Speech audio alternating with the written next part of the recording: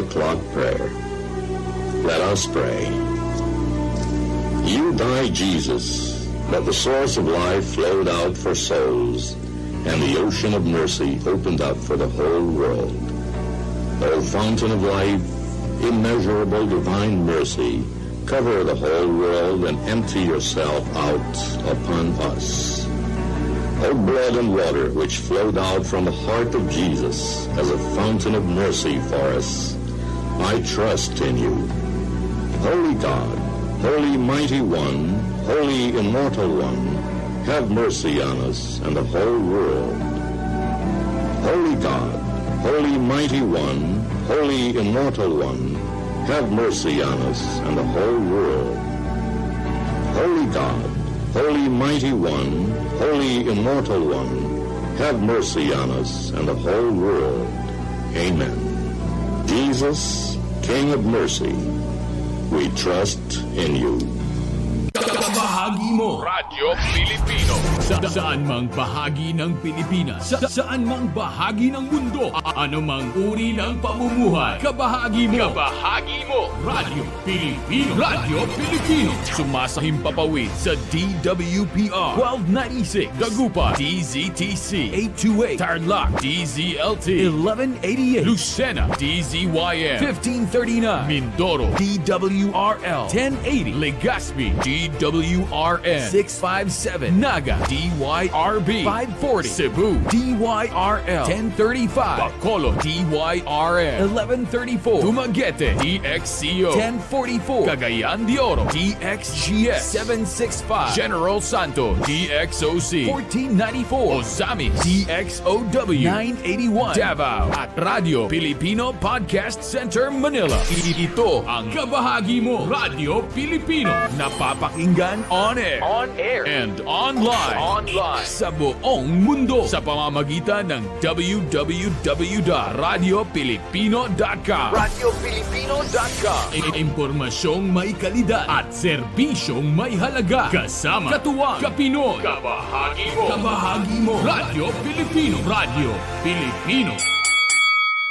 DWRN 657 Radyo Pilipino. Ang oras, Philippine Standard Time, 3:00 ng hapon. That time check was brought to you by ACS Manufacturing Corporation, ISO certified world-class quality. ACS, para di madaling masira ang ngipin ng pamilya, ngayon pa lang, Unique toothpaste for brushing every after kumain.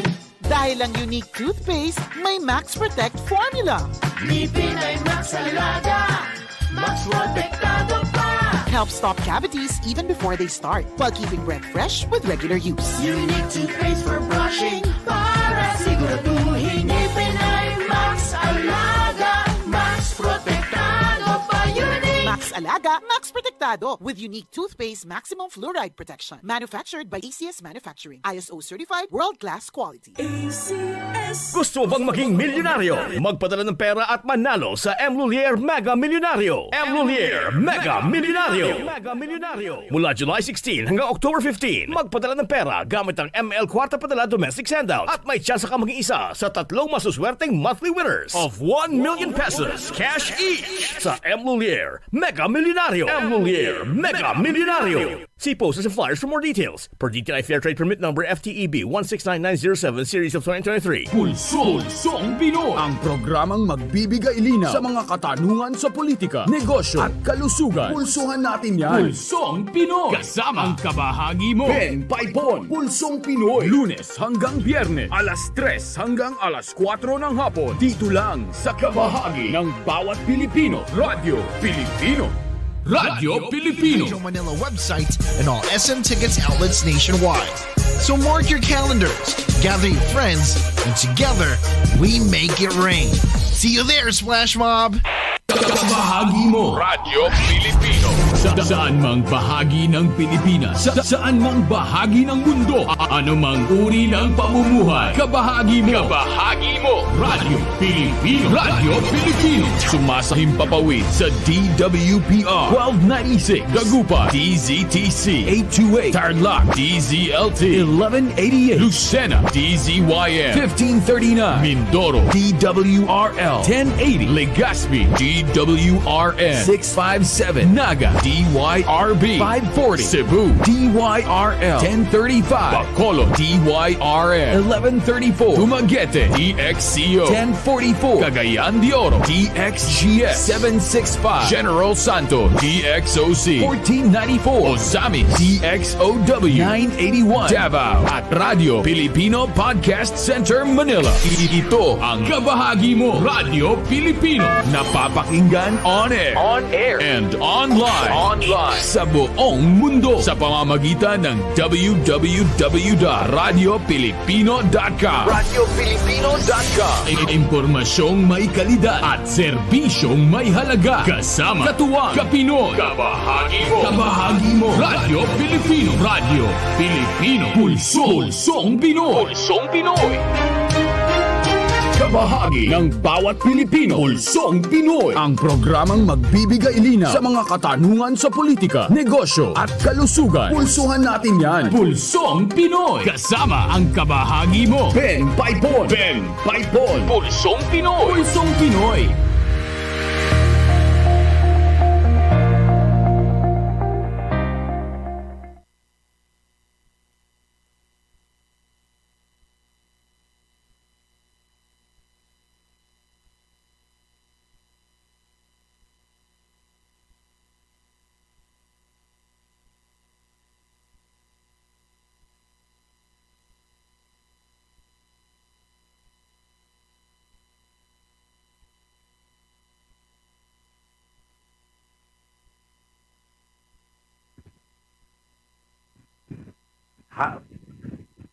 Pilipinas, magandang hapon. Philippines, good afternoon. Hi, Miss Universe. Magandang hapon po. And welcome now to the program Pulsong Pinoy dito po sa Radyo Pilipino. Ako po si Ben Paipon. Makakasama po ninyo mamaya ngayong hapon, alas 3 hanggang alas 4, Lunes hanggang Sabado. You are now invited to join us dito po sa ating programa. Marami po tayong pag-uusapan no ngayon. But first and foremost po, mga kabahagi. Siguro last week, during the weekend, nabusog po tayo ng mga balita tungkol po sa Kongreso. Pagpapasa ng General Appropriations Act. At siyempre po, i-imbestiga at talakayan ng Kongreso tungkol sa confidential funds ng Vice President of the Republic of the Philippines. There is now a commitment from the House of Representatives na yung mga request ng Vice President for Confidential and Intelligence Fund for 2024 ay napagpasya na po ng komite na binuo ng House of Representatives to reallocate the same sa mga security agencies katulad po ng NICA, National Intelligence and Coordinating Authority. The National Security Council has also been mentioned here. Nandyan po ang Philippine Coast Guard at ng Bureau of Fisheries and Aquatic Resources. So literally, mga kabahagi, the office of the Vice President is now being stripped off of his confidential and intelligence funds. Ito po ay with a total amount of 650 million pesos sana po sa loob ng isang taon pagkat pinagsama po itong confidential fund ng Office of the Vice President at Intelligence Fund para sa Department of Education. But now these are all gone as far as the House is concerned, including the Senate, mga babayan. Inaantay na lamang po, I wonder kung natapos na po ang bicameral conference ng dalawang bahay sa Kongreso. Because after the bicam, kung meron na po mapagkasunduan, the same will be forwarded to the office of the President for final approval. Dito po natin malalaman mga kababayan, kung ang Presidente po ng Pilipinas will still veto the stripping of the confidential fund of the Vice President. Kung i-veto po niya, lalagyan po niya ng ibabalik po yan sa Kongreso, and Congress may or may not. Ito na po ang problema ho natin. May or may not reallocate. So, hindi pa po tapos ang usapin tungkol po dito sa confidential and intelligence fund of the Vice President. It will still depend on the President kung maaawa po siya kay Madam Sara o maaawa siya sa mga Pilipino. Two things po yan, mga kababayan. For our security, kasi i-reallocate ng Kongreso ang funds sa mga security agencies po natin. And for that matter, masasabi po natin na ang reallocation is for the Filipino people. Now, kung papayag po ang Pangulong Marcos to reallocate the funds, ang ibig sabihin po niyan ay anong pangalan nito? Binibigyan ng pabor ang kahilingan ng ating Office of the Vice President. But there is something here, my friends, mga kababayan, na nakikita ko po na mahalagang nangyayari. Ang Office of the ang Vice President at ng Pangulo ng ating bansa, mga kababayan, are maigpit na magkasama po ito Maigpit na magkasama. At dapat lamang po magkatulungan ito sa lahat ng larangan, sa lahat ng bagay po. But it looks like the President does not mind Congress stripping the Vice President of its confidential funds. Samantalang nag-request ang Vice President sa ating Pangulong Marcos for those funds. Hindi po kumibo ang Pangulong Marcos. Meaning to say, meron na po ba silang alitan? Meron na po bang alitan? Panahon na po ba ng politika? Matagal pa po naman 2025 ang anong pangalan nito? 2025 ang election for senators. And 2028 will be presidential election. Matagal pa po ba? O just around the corner at kinakailangan there must be political action already now? Yan po ang nakikita ho nating pinakamahalaga dito sa desisyon ng Kongreso na tanggalan po ng confidential fund ang ating pangalawang Pangulong Sara Duterte. At isipin po ninyo, mga kababayan, hindi lamang po yung confidential fund ni Mrs. Sara Duterte, Carpio, ang inuusig ng mga kongresista. Alam po ba ninyo, pati na ang kanyang confidential and intelligence fund as mayor of Davao City is already being investigated. Alam po ba ninyo kung magkaano po? Ang laki-laki pala talaga ng confidential and intelligence fund of the Vice President when she was mayor. Nung siya po ay alkalde po ng Davao, 2016, nagsimula po siya, 144 million na po. 144 million pesos ang kanyang confidential fund. 2017, 293 million pesos. 2018, 420 million pesos. And 2019, 460 million pesos. 6 na taon o ito, mga kababayan. 2020, 460 million. 2023, 460. And 2022,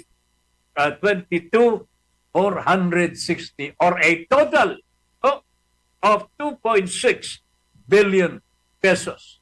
Mantakinunan nyo, may 2 billion pesos na po. Si Madam Sara Duterte, from 2016 hanggang 2022. Eh ngayon, mga kababayan, she spent 125 million pesos confidential fund.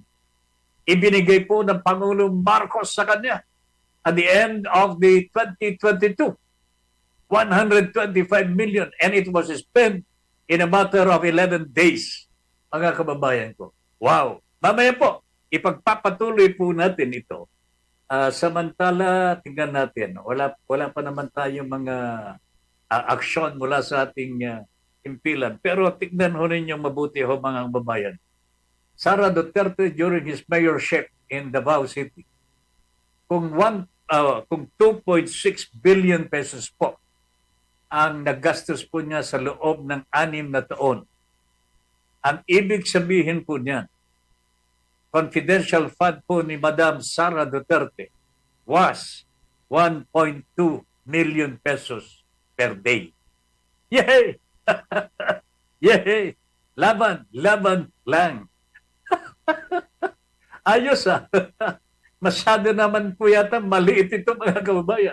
Pero yung mga confidential and intelligence fund ng other city governments sa Metro Manila, the biggest is Quezon City, Manila, and then Makati, way below that of Mrs. Sara Duterte Carpio.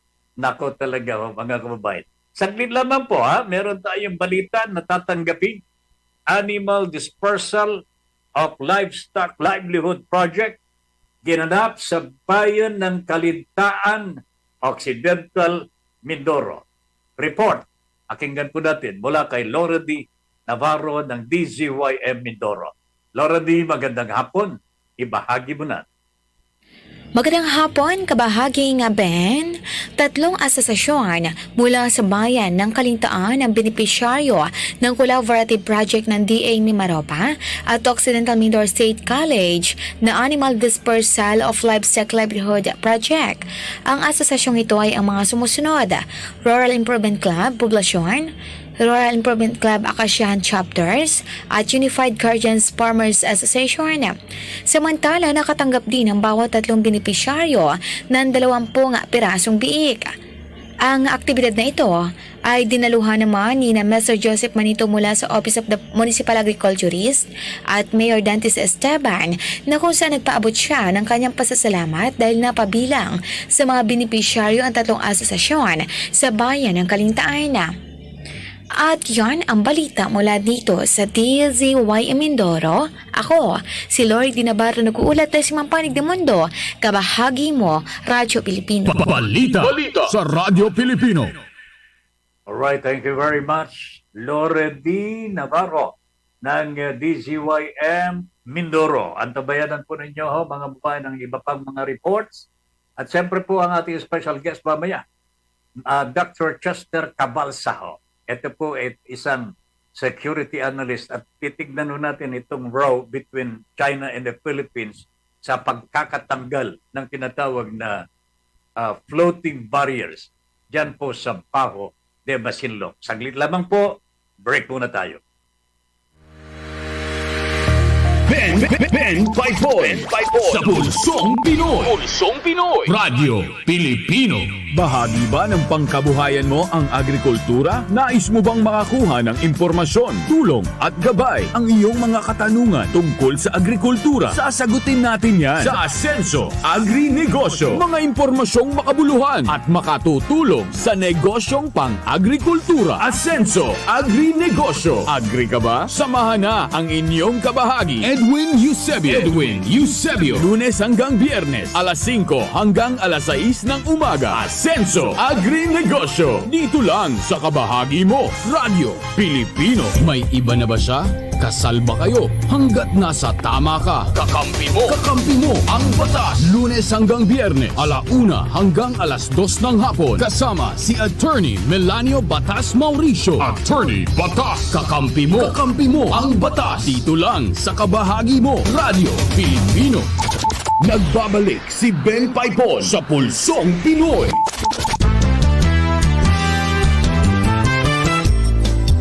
15 minuto makalipas ang alas 3 ng hapon. Ang tanong ng iba po ay, may away po ba? Meron bang sigalot between the President and the Vice President? Or the parties that are connecting the two political leaders? Sa totoo lamang ho, mga kababayan, wala po akong nadidinig pa. Wala pa akong nadidinig na away ng dalawa. They are still friendly to each other. Nakita nga po, magkasama po sa isang gathering. Ito po yung concert for teachers. World Teachers Day today. Mga kababayan. World Teachers Day today. Nagpagkasama po sila and they are all smiles. Ang alam kong nagpag-aaway po, mamayang alas 4 ng hapon, itong Pilipinas at ng Qatar. Sa Gilas Games, sa Asia ito po ang talagang deciding game for the Philippines kung makakapasok po sa quarterfinals. Kanya napakahalaga ang panalo po ng Gilas Pilipinas laban sa Qatar. Ano sa tingin ninyo? Pagdadasal po ba kayo, mga kababayan? Ipagdasal natin ang ating Gilas team na sana po maungusan po nila ang Qatar. Mamayang alas 4 po ito, mga kababayan, right after our program. So patapusin muna yung programa natin, Alright, tuloy tayo, mga kababayan at mga kabahagi mula kay Mar Rodriguez ng Kongreso. Pag-institutionalize sa Kadiwa ni Ani at Kita program. Iminungkahi ni Congressman PM Vargas. Pakinggan po natin ang report ni Mar Rodriguez. Mar, magandang hapon. Ibahagi mo na. Isinusulong ni Quezon City Congressman Patrick Michael PM Vargas ang pag-institutionalize sa programang Kadiwa ni at Kita Stores sa mga barangay level kasunod ang pagkakaloob ng magandang oportunidad para sa mga local farmers. Ipinaliwanag ni Vargas na napatunayan na napaka-epektibo ng Kadiwa Stores upang suportahan ang mga lokal na magsasaka at matulungan naman ang publiko na makabili ng mas murang bilihin o basic commodities kumpara sa mga regular na pamilyan na napakataas ng presyo nito. Sinabi ni Vargas na ang permanenteng pagtatatag ng mga Kadiwa Stores ay may tuturing na isang win-win solution sa level ng mga barangay upang mas lalo pang makabot ito sa mga local suppliers at consumers. Naniniwala ang kongresista na bukod sa matutugunan ng mga Kadiwa Stores ang problema ng bansa sa food security, makakatulong din anya ang programang ito para masolusyonan ang problema naman patungkol sa unemployment o kawalan ng trabaho dahil sa makakalika ito ng maraming trabaho. Binigyan din naman ni Chairman ng House Committee on Poverty Alleviation na si One Party List Congressman Mikey Romero na malaki ang may tutulong ng Kadiwa Stores para unting-unting solusyonan ang problema ng bansa kaugnay naman sa poverty o kahirapan. Mula dito sa Kongreso, ako si Mar Rodriguez. Dahil saan man panig ng mundo, kabahagi mo ang Radyo Pilipino. Balita sa Radyo Pilipino. Maraming salamat, Mar Rodriguez ng Kongreso. Walang objection dito, mga kababayan. Sa mungkahi ni Congressman PM Vargas ng Quezon City. Ang totoo niyan, Kadiwa stores are really, ito ang kailangan sana. Pero ang problema ho natin dito mga babayan, bakit hindi nagtatagumpay ang institutionalization ng Kadiwa? Remember, the President has already made that announcement before.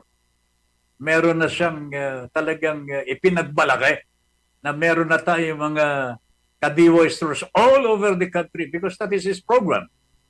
But it is not happening. Nagwawonder po tayo mga babae, bakit hindi may patupad ng Pangulong Marcos ang kanyang yung bang pangarap po na matugunan ang problema ng ating mga kababayan pagdating po sa presyo ng mga bilihin.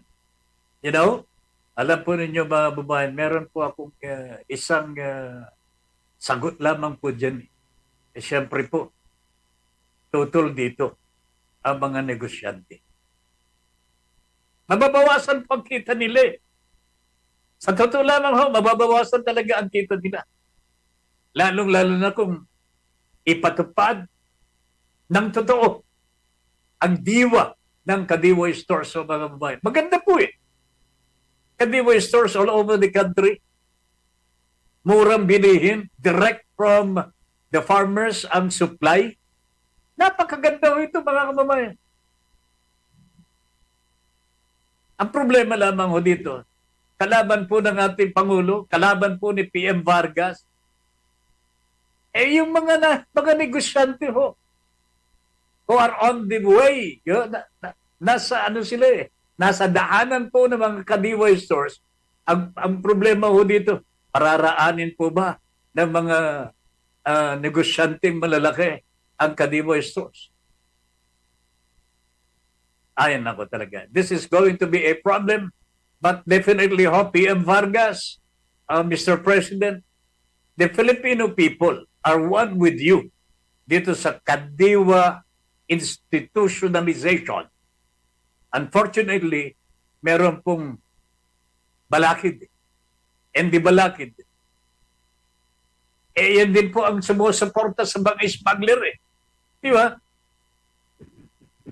Bakit hindi po na ipatutupad ng ating Pangulong Marcos? Bakit wala anong pangalan nito Bakit wala pong nakakasuhan ng mga smugglers? O may protector Di ba? Pero, alam po ninyo mga babae, nagsalita po ang BOC over the weekend. Ang sabi po nila meron na raw po silang kinasuhan na 3 smuggler. At nasa piskalya na po ang kaso. Ang problema, hindi po nila mabanggit ang pangalan, hindi po nila mabanggit kung sino-sino po ang mga ito or address man lamang. So we will wait for them to tell us sino-sino itong mga smuggler na ito.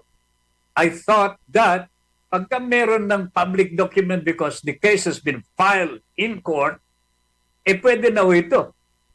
Mawawala na po yung tinatawag na privacy element dito mga kababayan. Because wala naman pong kaibahan po nito sa mga criminal elements mga kababayan na nakakasuhan. Pagka nakasuhan na po, pwede nang malaman ng pangalan ng publiko para alam po nila sino po itong criminal na ito. So anyway I hope that the BOC will respond to the queries that we are making. Sino-sino itong mga smugglers na ito na kinasuhan na po ng Bureau of Customs. Live report mula kay Nestor Pogi Kagitla, isang Amerikano. Nawala. Ma'am,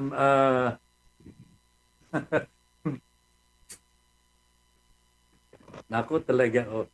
Ayan, nawala. Sandali lang, Nestora, sandali lang. Yan, isang Amerikanong hinarang ng BI dahil sa paglabag sa Philippine Immigration Act. Pakinggan po natin ang report ng ating kasamang Nestor Pogi Kagitla. Nes, magandang hapon.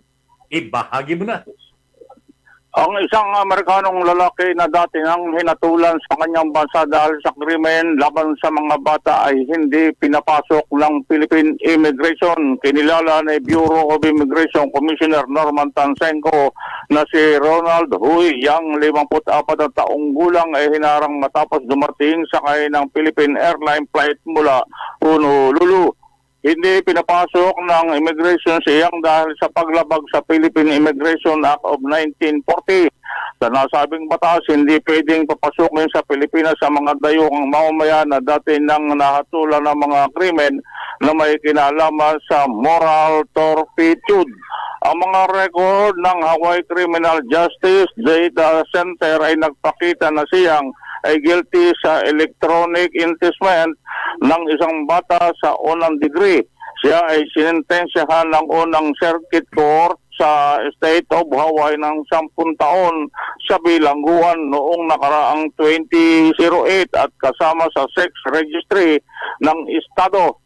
Napakalinaw ng batas sa layunin itong protektahan ang mga Pilipino mula sa mga dayuhan na maaaring nakikibahagi sa sex tourism at maaaring mabiktima ng mga mahina. Ani pa ni Tansenko, ang mga dayuhan na may ganitong mga criminal na record ay pinagbabawalan na makapasok sa bansa. Sasakay siyang sa susunod na available na flight pabalik sa kanyang bansang pinagmulan at ang kanyang pangalan ay isasama na sa blacklist ng Bureau of Immigration. Ako, si Nestor Kagitlan, nag-uulat sa anong panig ng mundo. Kabahagi mo ang Radyo Pilipino. Balita sa Radyo Pilipino. Maraming salamat, Nestor Pogi Kagitla. After our break, mga kababayan, makakausap na po natin ang special guest po natin for today. Walang iba kundi si Dr. Chester Cabalza, Secretary and Security Analyst and Founding President of the Manila-based International Development and Security Cooperation. Ang pag-uusapan po namin may kaugnayan sa nangyayaring hidwaan po between the Philippines and China dyan po sa West Philippine Sea. At tabayanan po ninyo yan and please make your comments while we do the interview. Magandang hapon po sa inyong lahat. Break muna ang Pulsong Pinoy. Kabahagi mo, Radyo Pilipino. October is Breast Cancer Awareness Month. Make healthy lifestyle choices. Choose healthy food. Make exercise a daily habit. Always choose a bisyo-free lifestyle and practice breast self-examination. Be your own breast friend to reduce the risk of breast cancer. Isang paalala mula sa inyong Department of Health Bicol Center for Health Development. Kabahagi mo, Radyo Pilipino. Magitan ng Search and Destroy. Panatilihing malinis ang kapaligiran, sirain ang pinamumugara ng mga lamok at kitikiti. Self-protection measures. Ugaliing magsuot ng mga damit na poprotekta sa mga kagat ng lamok. Seek early consultation. Kung may lagnat ng 2 araw, agad na kumonsulta sa pinakamalapit na health facility. Say no to indiscriminate fogging. Makipagtulungan sa lokal na pamahalaan sa kanilang fogging activities. Mag-4S laban sa dengue. Isang mensahe mula sa DOH at sa kabahagi mo, Radyo Pilipino. Nagbabalik si Ben Paipon sa Pulsong Pinoy.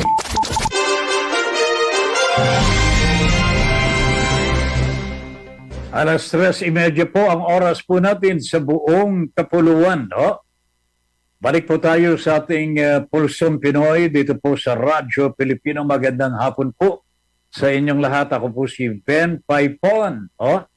At in just a little while, makakausap na po natin si Dr. Chester Cabalza, Security Analyst and Founding President ng Manila-based International Development and Security Cooperation. Ayan, ang tabayanan po niyan sapagkat China has been playing words against the Philippines lately, mga kababayan. Ang sinasabi ng China para ba kinakantsawan tayo? dahil po sa pagtanggal ho natin ng kanilang floating barrier dyan sa Baho de Masinloc. Parang ginagawa lang natin laruan daw po. Hindi naman po ganun. And then, ang sabi pa ng China, huwag kang manggugulo, Pilipinas. Huwag kang magsisimula ng gulo, Philippines. Ayan. Sumagot po ang ating pamahalaan through the President himself. Hindi kami nanggugulo. We are just protecting our sovereignty and territory. Yan ang sabi po ng Pangulong Marcos. At yan po, ang tamang tugon ng isang Pangulo katulad po ng Republika ng Pilipinas na binubuli ng China. Ayun, no? So ito po pag-usapan, ano kayang tama po ba itong nangyayari ho? The response of the Philippines against terraces of China ho? Ano po ba ang nararapat? The best solution to this row, the best solution to this chaotic situation ho, mga kababayan. Dapat na po ba nadalhin na ng ating pamahalaan through the Department of Foreign Affairs ang kaso po sa United Nations? Yan. Ano kaya ang posibleng mangyayari ho dito? Yan. We have to be, kumbaga sana tinitingnan na ho natin kung ano po yung mga posibleng mangyayari kung ito po ang gagawin ho natin. What if another option, another alternative? There must be some options, other options po that are natitira pa po sa ating kakayanan. Kanya ito ho, mga kabahagi, ang tabayanan po nyo, mahalaga po ito na tayo mga Pilipino ay well-informed sa mga bagay na ito sapagkat this is our sovereignty. Teritoryo ho natin ito mga babayan. Inaagawan ho tayo dito. Nilalagyan po tayo ng balakin. Para hindi po makapasok yung mga mangingisda ho natin sa kanilang sariling pangisdaan po noong araw pa. Yan. Pagkatapos, tinanggal ho natin yan. Sa halip na yung bang tanggapin po yung kanilang pagkakamali, China is, kinakantsawan po ang Pilipinas at tayo pa ang tinatawag, na nanggugulo. Sila itong nanggulo. Sila naglagay ng barriers. Di ba? So, at tabayanan po ninyo mga kabahagi, in just a little while, makakausap na po natin, hopefully, si Dr. Chester Cabalsa, Security Analyst and Founding President of the Manila-based International Development and Security Cooperation. In the meantime po, mga kababayan, habang inaantay po natin ang ating special guest, meron pong isang nangyayari po sa Kongreso ngayon, both houses, approve this on third reading. And siguro pagkakasunduin na lamang po ito in a bicameral conference and the same will be sent to the President for his final approval. Ano po ito mga kababayan? Senior Citizens Bill ni Ramon Bong Revilla, mga kababayan. Ano po ito? Dadagdagan po ang mga benepisyo para sa ating mga senior citizens pagka ikay nakarating po sa 80 years old. Naku, 4 na taon na lamang ako mga kababayan. Pero ang liit naman ho nito. Sir Bong Revilla, sir, dapat mga 25,000 man lamang ho ito. Bakit 10,000 lamang ho? Masyadong maliit ito. Sabi niyo, mahal na mahal ninyo ang mga elderlies, mga lolo. Dapat lamang po pasalamatan ho natin ang ating mga elderlies for what they have done para sa ating bansa. Pagkatapos ganito ibibigay ninyo at 80 years old, 10,000 lamang ho, mga 25 man lang ho. 25,000, 80 and 90 years old. Hayaan na po ninyo, sa 100 years old, 100,000 na ho yan. Pero yung 80 years old, 10,000, ay ano kayo? Na mahirap po yata makarating sa 80. Mga kababayan, napakahirap po dyan. Kanya, hindi totoo yata Mr. Bong Revilla, sir. Senator, mukhang hindi totoo na mahal ninyo ang mga lola at lola natin. Oh? Ipakita naman ninyo. Baguhin po ninyo yung batas ninyo. Please, gawin na po ninyo. Nagagalit na po yung mga senior citizens natin. Tingnan ninyo yan. Nagagalit na po sila. Bakit 10,000 lamang daw po, Mr. Senator Bong Revilla? Gusto pa niya, pangalanan po yan ng Revilla Bill. Revilla Bill. Wow, ang ganda nun eh. Kung gusto naman po yung bang pamatagalan na maaalaala kayo ng mga senior citizens, gawin na po ninyo sana na 25,000 man lang. Pagka nakaabot ka ng 80, that's already malaking bonus na yan. Mula sa ating Panginoong Diyos. At como bonus po yan sa ating Panginoong Diyos, dapat naman po bonus mula kay Bong Revilla 10,000 lang. Hindi po yata what is 10,000 today? Hindi na po, wala nang halaga yung 10,000 kung tutusin mga kababayan. Sa tindi po ng pagtataas ng presyo ng mga bilihin. Sa halip na magkaroon ng enough money naman to celebrate with his mga apo and mga anak. 10,000 lamang hindi naman po magkakasya. Kaya Sir Bong Revilla, sir, hopefully one of these days ma-interview po namin kayo. Hihirit po kami sa ngalan po ng mga senior citizens dito po sa ating bansa. Pagka naka-reach ka na ng 80 years old o 90 years old, okay lang naman po yan. Parehong 25,000 dapat po. 25,000. Hindi. 80, 10,000 lang. 90 years old, 25,000. Tama? 80 years old, 20,000 nga lang eh. Napakatipid naman nun nyo, Sir Bong. Magagalit ang mga senior citizens natin. Sa inyo ay talaga naman po. Mahirap naman po nito. 80 years old, 10,000. 90 years old, 20,000. 100 years old, 100,000. Sana maging totoo na po ito, pero 25 sana. 90 o 80 and then 20. Okay? Alright. Saglit lamang po mga kawahagi. Magbabalik po ang Pulsong Pinoy at sana pagbabalik ko natin, meron na pong tugon si Senador Bong Revilla. Sige po, tatabin. 25 na, 80 years old. Break muna ho.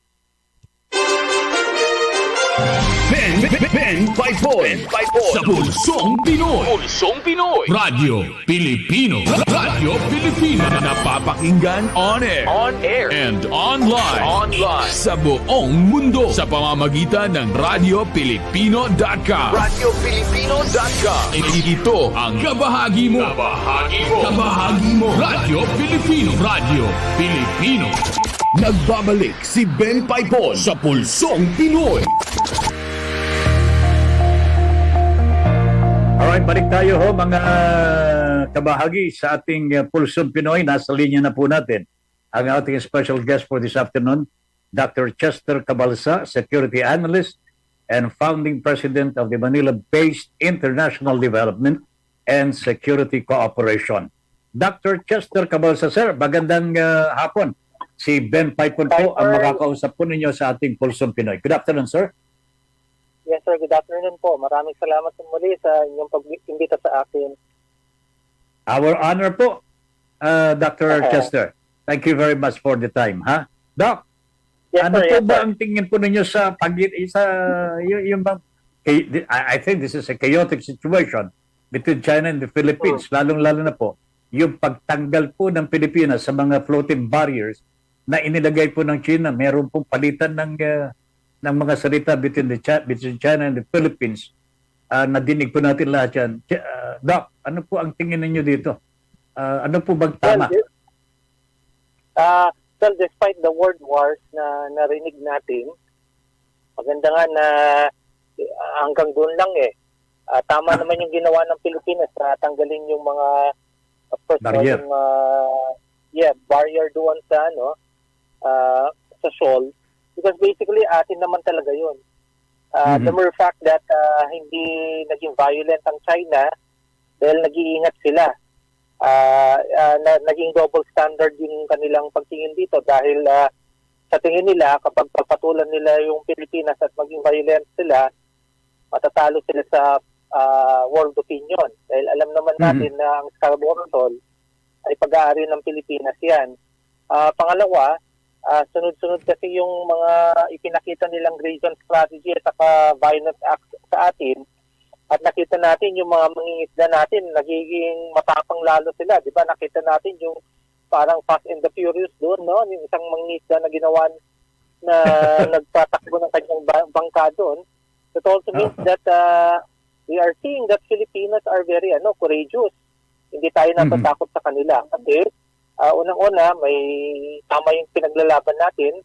Kaya nagdadalawang isip din yung China na kung anong gagawin nila kung ginawa natin yung pagtanggal ng mga barrier doon. So, I think the government is taking the right track in terms of part ito kasi ng enforcement. Di ba yun yung tanong natin noon, paano natin i-enforce yung arbitral award natin noong 2016. Yes. Ito na po yun. Ito yung action na hinihintay natin, no? So, kailangan lang talaga na ang ating Pangulo ay patapang din sa mga sinasabi niya. At susunod, nakita ninyo, sumusunod naman ang mga sumusunod naman tayo dahil naniniwala tayo sa kanyang sinasabi na totoo na ang West Philippine Sea na kung saan nandun yung Scarborough Shoal ay pag-aari talaga natin. That's right. Doc, so far today, no, masasabi po natin we have tamed the tiger a little bit. No? A little bit. Pero hindi naman totally tamed siguro, hindi naman po ganoon. But a little bit lang. Doc, ano po sa tingin ninyo ang next move natin? What do you think will be our next move? The most proper and appropriate move na dapat pong gawin ng bansang Pilipinas. Are we now ready to go to the United Nations? Well, the next move should be seen in terms of the legislation of domestic laws. Kasi alam ko ngayon yung pag-aaproba ngayon ng Senado dun sa dun sa Maritime Zones Act, kasi dun nakasaad kung ano yung maritime boundaries natin at ano yung mga isla at mga shoals at body of waters na pag-aari ng Pilipinas. Nasa batas na yan kung may papasa yung Maritime Zones Act. Alam naman natin yung mga ibang bansa may mga ganyan sila, no? Lalo na archipelagic yung ating bansa, maritime, kinakailangan talaga na meron yun. So, assuming we have that law already, then it should be enforced also. No? Kasi alam natin na si China hindi yan titigil. Alam ko kaya nga nila sinira yung mga corals natin dyan dahil malamang magre-reclaim na naman yan eh. Dahil dyan sa Iroquois, napakalapit kasi yan sa reed bank at alam naman nila na ang nababasa rin naman nila ang ilos natin, no? Katulad na lamang nung papalakas natin ng alyansa natin sa Estados Unidos at sa mga strategic partners natin, no? So, doon na-insecure si China, kaya nga kung papansin natin, sunod-sunod din yung kanilang pantapat sa atin, yung 10-dash line nila, tapos yung pagsira din sa mga coral reefs natin dahil nga malamang baka mag-reclaim na naman sila. And of course, no, mag-militarize yun sa mga malapit na isla natin. Ang concern ko lamang po dito, Doc, we might be able to finish yung bills na Congress, yung bang outlining our territorial boundaries dyan sa West Philippine Sea. Supposing we have that already, baka naman hindi na naman po recognized ng China because bakit lang ninyo ginawa ito? Well, because we relied so much siguro with the international law, we were thinking that China will also abide with the international law. Pero nakita natin mukhang weakness talaga ni China yung hindi pagsunod sa rules-based norms sa international laws. Kasi siguro gusto nila yung interest nila pumapabor lagi sa kanila. At napansin natin, iba yung ginawa nilang strategy, no? Mas pinalawak nila yung economic clout nila at saka yung kanilang political network, no? So yun yung nagiging iba't ibang paraan, no? Tinatawag natin yun yung cognitive warfare, no? Para ma-influensyan yung mga policymakers or officials na pumabor sa kanila, no? So there are other ways in which case yun yung lumabas na mga actuations ng China towards us. Kaya siguro natagalan din tayo na ipasa itong batas na ito, and it was a realization also na masyado tayo nag-rely too much with the international law, hindi natin nakita yung mga domestic laws natin. That's right. So, sa tingin po ba ninyo, Doc, finally, sa tingin po ba ninyo with the presence of our allies, our friends with us in the West Philippines, talagang present sila in person. Did this help? Did this help the Philippines against China? Ang tawag nga po ng ng US Coast Guard, guardrail, nakagwardya lagi yung mga China Coast Guard. I think yung strong presence nila remains formidable. Siguro advantage nila yan sa ganitong laro na ito dahil resident power sila. Si US kasi hindi makapagpadala yan ng marami dahil of course hindi sila resident power dun sa claims on the South China Sea. Kaya ang ginagawa nila yung mga claimant countries na kaalyado nila, yun yung pinapalakas nila, no? So makita natin yung dynamics, no? As of the moment talagang advantageous yung ganitong laro para kay China. But of course, hindi rin naman tayo nagpapatalo dun sa unfair na laro nila, no? Kasi ginamitan naman natin sila ng lawfare, yung international law natin, tapos yung alliance and strategic partnerships natin, plus of course now with our domestic laws. And we're lucky enough that we are yung maturing to have that unified narrative. So saka yung mga leaders natin mukha namang talagang binibigyan ng priority yung ating West Philippine Sea issue. So I guess very holistic, comprehensive yung ating ginagawa ngayon. All right, Doc, finally po, if you were to have Mr. Marcos in front of you now at tinanong po kayo, Doc, ano bang gusto niyong gawin natin dito sa West Philippine Sea? Ano po ang sasabihin po niyo sa kanya? Mr. President, ang suggestion ko, we should have a clear West Philippine Sea policy, something that is holistic. Tingnan natin, of course, we have to understand what really is our foreign policy. It's not about yung independent foreign policy, and given na yun Pero what do we really want, no? So, ano ba ang interest natin? Is the West Philippine Sea our interest? Are the fishermen and the community within the West Philippine Sea a part of that interest? And kung sasagutin niya na yes, then of course, kinakailangan palakasin pa natin yung national security infrastructures natin. Nandyan na yung DND, of course, yung Coast Guard, and other Philippine Maritime Group. And of course, we should also maintain yung ating pinaglalaban na rules-based norms, and of course, tama po yung kanyang mga polisiya. We just have to implement the policies because we have to remember that policy is implementation and implementation is policy. That's right. Pero Doc, pabor po ba kayo na yung confidential fund at intelligence fund ni Vice President is going to be rechanneled already to this intelligence communities? like PCG, Yes, sir, Ben. No, Eurofisheries? I think that's yes, sir, Ben. That is a good development that we heard lately.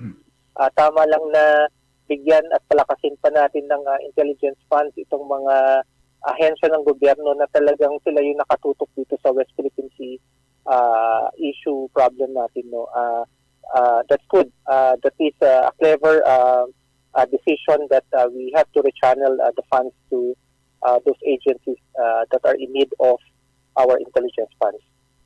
All right. Doc, thank you very much po for your time. Ha? Maraming salamat muli. Thank you very much. Thank you very much po. All right. Mga kababayan at mga kabahagi, si Dr. Chester Cabalsa, Security Analyst and Founding President of the Manila-based International Development and Security Cooperation. Napakahalaga ang mga binitiwang mga kataga ni Dr. Cabalsa at sana po napakinggan na mga kinukulan ng kanyang suggestion to the President. Alright, 10 minuto bago mag-alas 4 ng hapon, meron pa tayong ilang mga paalala at mga reports na tatanggapin. In the meantime po, mga kababayan, maalaala ko lamang po itong speaking of foreign activities po. Naalaala ko po yung si former Congressman Arnie Teves. No? Napanood ko po sa Google ang pagdalaw ni Manny Pacquiao, our 8th Division champ, boxing 8th Division champ, sa Timor-Leste. Nagulat po si Manny Pacquiao. Nandun! Sumalubog si Arnie Teves. Okay? Siyempre po, yung mga nakapanood yan, nagulat din siguro. Nandito pala si Arnie Teves. Hindi. At wala siyang kibe na nagpakita kay Manny Pacman, mga kababayan, Manny Pacquiao.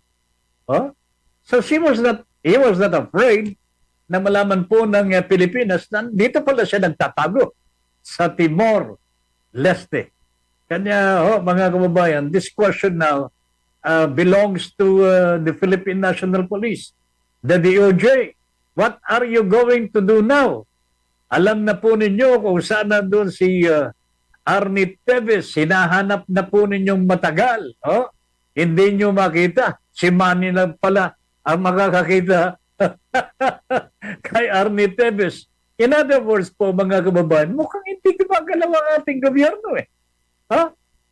Ito nga si Mr. Bantag, Gerard Bantag, mga kababayan. Ang tagal-tagal na pong may warrant of arrest ito. Hindi po mahuli-huli, hindi po makita-kita.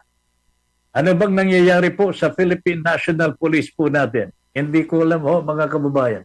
But it's very, very saddening mga kababayan, that these things are happening. That they should not be happening. Arnie Teves, kilalang tao, hindi po makita ng ating gobyerno. Gerard Bantag, murder suspect ni Percy Lapid, mga kababayan.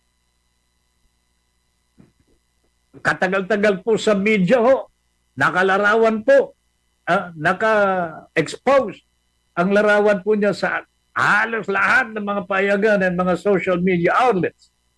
Gerard Bantag, tanyag na po with this bigote. Pero hindi po makita ng anong pangalan ng CIDG, ng Philippine National Police. Anong tingin ninyo, mga babayan? Talaga po bang hinahanap ito? Mukhang hindi hinahanap eh. Si Arnie Teves, DOJ Secretary Boying Revilla, hahanapin pa po ba ninyo? O dadamputin na lamang? Dapat. Ito si Arnie Teves. You have all the capabilities to do this. May kakampi po kayo, Interpol. Di ba? Bahagi naman po ng Southeast Asian nations ang Timor-Leste, mga kababayan. Madali na lamang po sana, pero kung ayaw, may dahilan. Kung gusto, walang dahilan. Patay tayo diyan, mga kababayan. So Arnie Teves in Timor-Leste, nandoon. O anong gagawin po ng ating pamahalaan ho ngayon? Nako talaga ho mga kababayan. Naabangan po ba ninyo kung anong mangyayari ho doon sa kulto daw po na namamayani po dyan sa Surigao del Norte? Ako po nakatutok na ho dito sapagkat hindi ko maintindihan mga kababayan. Etong Senyor Aguila po meron po mga extraordinary powers daw.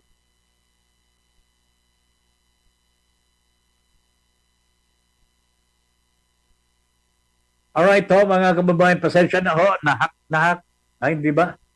Chris Gonzales ng Dagupan.